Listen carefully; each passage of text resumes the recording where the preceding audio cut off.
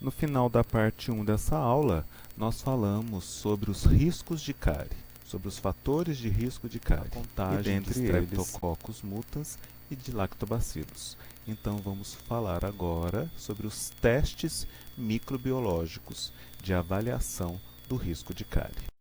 Primeiramente, em relação à contagem dos Streptococcus do grupo mutans, EGM. Lembrando que destacamos os Streptococcus mutans e os Streptococcus sobrinos, que eles estão relacionados com a incidência de cárie dental em seres humanos. Se a quantidade deles for muito grande, a gente pode também criar uma relação do consumo de açúcar pelo nosso paciente.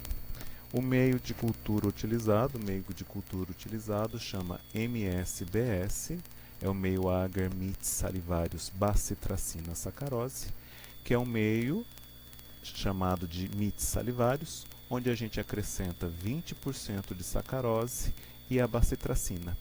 Esse meio também contém cristal violeta e telurito de potássio. A saliva vai ser estimulada através da mastigação de uma parafina. Então, é a técnica da saliva estimulada. Ela será coletada durante um certo período e depois essa saliva será diluída em solução salina. A saliva diluída, então, é semeada na superfície do meio MSBS. Essas placas são incubadas a 37 graus por 48 horas dentro de uma jarra com vela. É o famoso método da vela.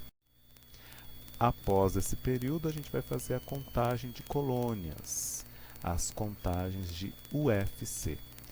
A contagem de Streptococcus do grupo mutans precisa ser bastante cuidadosa, porque as colônias elas são pequenas, do tamanho da cabeça de um alfinete, e elas possuem essa coloração azulada. Essas são as colônias que devem ser contadas. Existe daí uma tabela, né? Quando a gente faz essa contagem das unidades formadoras de colônia, da UFC por ml de saliva, quando a gente obtiver uma contagem de 1 milhão, quer dizer que essa pessoa tem alta incidência de cárie. Se a contagem de Streptococcus mutans é muito alta, o risco de cárie dessa pessoa é alto. Em relação à contagem de lactobacilos, lembrando que é uma bactéria também cariogênica e que está relacionado com a frequência do consumo de carboidrato. A contagem de lactobacilos também a gente consegue relacionar com a frequência do consumo de açúcar. A gente utiliza agora o meio chamado meio rugosa SL, que é um meio ácido que tem alta concentração de sal. Nós também utilizamos a técnica da saliva estimulada. A saliva é diluída e aí ela é colocada na placa de Petri vazia. Sobre a saliva nós colocamos o meio rugosa fundido.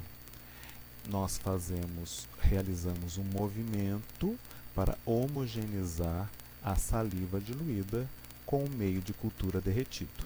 Então o micro-organismo ele vai crescer no interior do meio de cultura, não na superfície. Essa semeadura é chamada de semeadura em profundidade ou pour plate. A incubação é 37 graus por 4 dias. Aí nós vamos fazer a contagem, aqui é o meio rugosa SL, e nós vamos fazer a contagem de UFC de lactobacilos. Precisamos também tomar um cuidado, porque as colônias de lactobacilos são fusiformes, são discoides, lembram uma elipse. Se é circular, não é colônia de lactobacilos. Então a gente faz a contagem apenas dessas colônias fusiformes. Existe também uma tabela de interpretação que relaciona o UFC de lactobacilos por ml de saliva. E o risco de cárie. Se a gente obtiver de 0 a 1000 colônias, 0 a 1000 UFC, o risco de cárie é pequeno. De 1000 a 5000, risco de cárie discreto. De 5.000 a 10.000, risco de cárie moderado. Mais de 10.000, um acentuado risco de cárie. Falando agora sobre a dieta cariogênica. O que interessa em relação a essa dieta?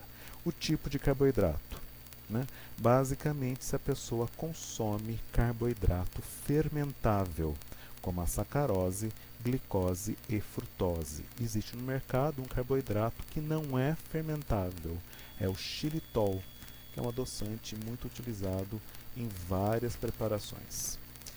A quantidade de carboidrato fermentável, ou seja, o quanto que essa pessoa come por dia de açúcar fermentável, principalmente açúcar de mesa, oriundo da cana-de-açúcar, a sacarose.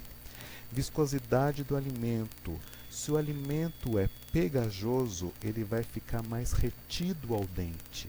Então, permanece mais tempo grudado ao dente, liberando açúcar para as bactérias fermentarem e produzir ácidos. Frequência da ingestão de carboidrato, com certeza, é o fator mais importante na cariogenicidade dos alimentos. O quanto que a gente come durante o dia esses carboidratos fermentáveis. Nós vamos comentar mais sobre isso na parte 3 dessa videoaula. E a higienização, né? A higienização está relacionado com uma ação mecânica de remoção desse biofilme. Então, se você remove o biofilme, você remove todas as bactérias que estão nesse biofilme, as cariogênicas e as não cariogênicas. Então, a importância do uso do fio dental e da escovação dos dentes. E é importante também a frequência, a quantidade diária dessa higienização oral. Então, encerramos aqui essa segunda aula de microbiologia da cárie.